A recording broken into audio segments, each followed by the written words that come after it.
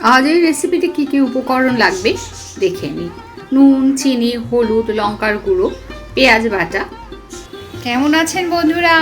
বংরাধুনী রান্নাঘরে ফিরে এলাম আরও একটি নতুন পর্বে। আজকের এই রেসিপিটা দেখুন, ভীষণই ভালো একটা রেসিপি। কিভাবে করছি, কি কি লাগছে, সবটাই আপনাদেরকে পুরো ভিডিওটা দেখতে হবে, না হলে মিস করে যাবেন। চলুন তবে দেখে নিই। বন্ধুরা, এখানে নিয়েছি পমফ্রেট মাছ। লাগবে নুন, হলুদ, লঙ্কার গুঁড়ো, পেঁয়াজ বাটা, কাঁচা লঙ্কা বাটা, টমেটো বাটা, লাগবে সর্ষে পোস্ত বাটা।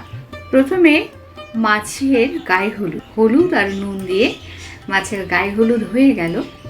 এরপর এখানে এই মাছগুলোকে এইভাবে কিছুক্ষণের জন্য রেখে মশলাগুলো রেডি করে নেব এখানে সর্ষে, সাদা সর্ষে আর পোস্ত শুকনো অবস্থায় একটু ঘুরিয়ে নিলাম মিক্সিতে। তারপরে এবার জল দিয়ে এটাকে পেস্ট করে নিলাম। কড়াইতে তেল দিচ্ছি, সাদা তেল। মাছ ভাজবো, নুন হলুদ মাখানো মাছগুলো ভেজে তুলে নেব। এখানে মাছটা ভাজতে অন্য একটা পাত্রে মাছটা ভাজতে দিয়ে দিলাম খানিকটা তেল নিয়ে। আর কিছুটা তেল কড়াইতে রেখে তার মধ্যে কালো জিরে ফোড়ন দিয়ে পেঁয়াজটা ভেজে নেব। ওদিকে মাছগুলো সব ভেজে নিচ্ছি, তার মধ্যে এদিকে পেঁয়াজটা ভাজা হচ্ছে। দিয়ে দিলাম নুন আর হলুদ। এবার এটাকে ভালো করে ভেজে নিলাম।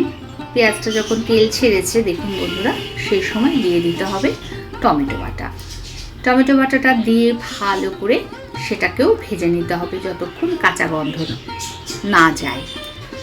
টমেটোটাও ভাজা হচ্ছে। পেঁয়াজ আর টমেটো ভাজা হয়ে গেছে, দিয়ে দিলাম কাঁচা লঙ্কা বাটা। ঝালটা কিন্তু আপনারা নিজেদের স্বাদ অনুযায়ী খাবেন অবশ্যই। সামান্য একটু জল দেব, দিয়ে এটাকে ফুটতে দিলাম। এবার এটা ভাজা ভাজা হয়ে গেছে এবং ফুটেও উঠেছে, জলটা একটু শুকিয়ে গেছে। সেই সময় দিয়ে দিলাম ওই সাদা সর্ষে আর পোস্তর পেস্টটা। ওপর থেকে রং হওয়ার জন্য দিয়ে দিলাম কাশ্মীরি লঙ্কার গুঁড়ো, স্বাদ অনুযায়ী নুন।